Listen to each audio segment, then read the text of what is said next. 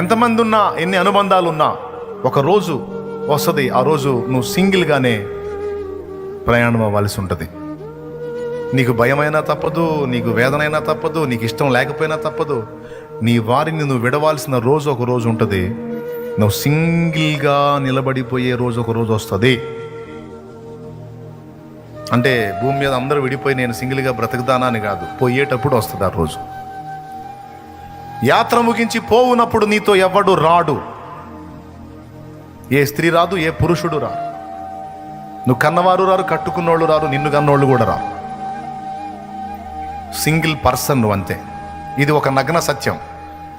ఇప్పుడు బాగా లోకపు మత్తులో ఉన్న వాళ్ళకి ఇదంతగా నప్పదు, కానీ నిజం ఇది. ఎంతమంది ఒప్పుకుంటారు? 100%, 100% నిజం. ఏనాటికైనా నీకు ఒంటరితనం తప్పదు. ఈరోజు నీ చుట్టూ డజన మంది ఉండొచ్చు, ఒకరోజు వచ్చింది నువ్వు ఒక్కతవే ఉంటావు, నువ్వు ఒక్కడివే ఉంటావు. ఆనాడు నీ పక్కన నిలబడేది ఏ నరుడు కాదు, కానీ యేసయ్య ఒక్కడే.